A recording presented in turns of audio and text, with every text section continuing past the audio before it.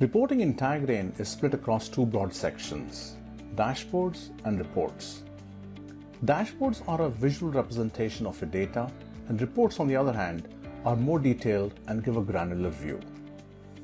Let's talk about the dashboards first. There are 10 different widgets that display the most important performance indicators.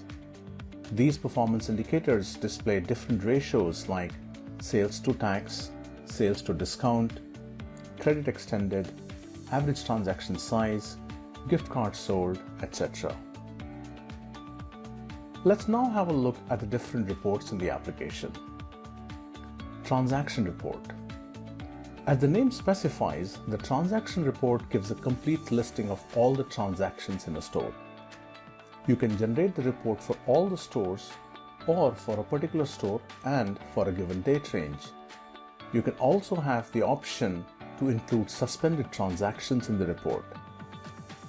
When viewed on the screen, you can see the details of the transaction like the products that have been sold, their quantities, etc. But more importantly, the gross profit and the margin percentage for every product in the transaction.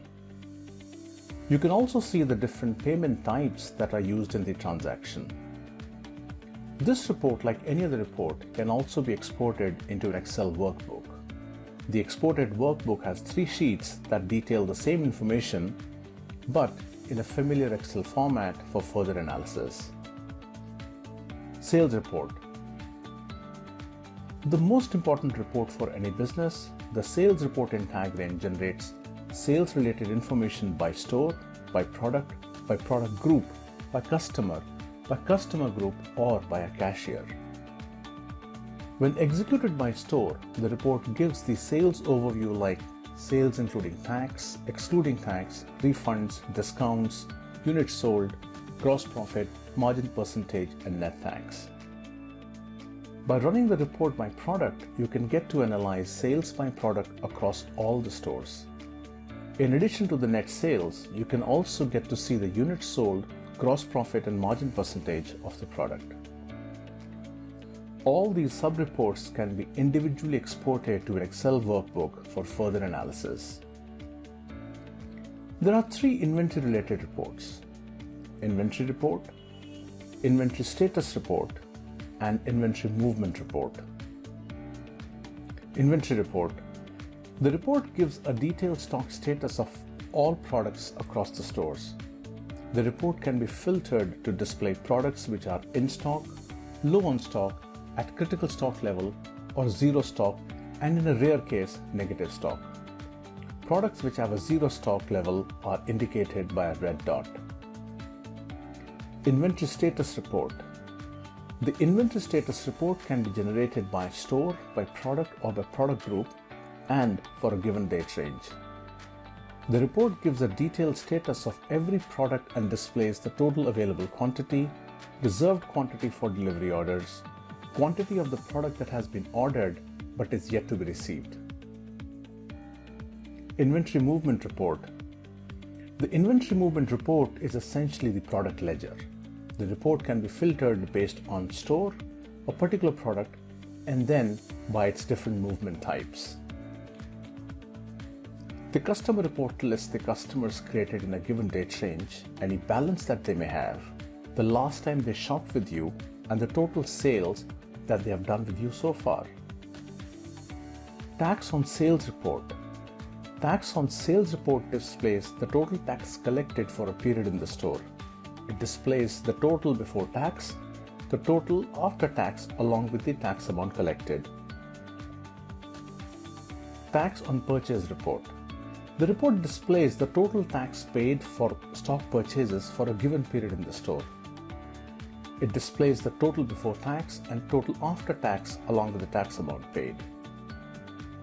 Tender collection report. Tender collection report is the detail of how the transactions have been paid for.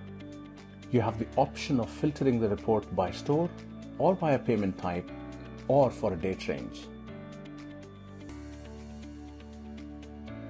When viewed on the screen, the report lists the different payment types and the transactions in which this payment type was used. This is an extremely useful report and can be used to reconcile daily cash and, more importantly, keep track of the credit card and wallet remittances to your merchant account. Sales Target Report. Available only after the activation of Sales Target Management plugin, the report is used to compare actual performance against what was targeted.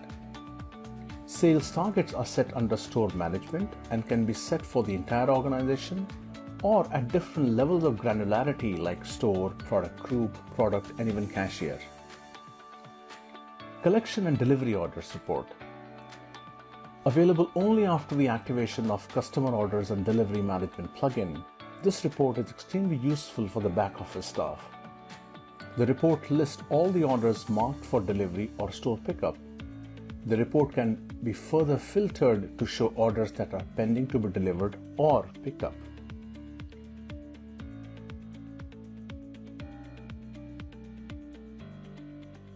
The Expense Report.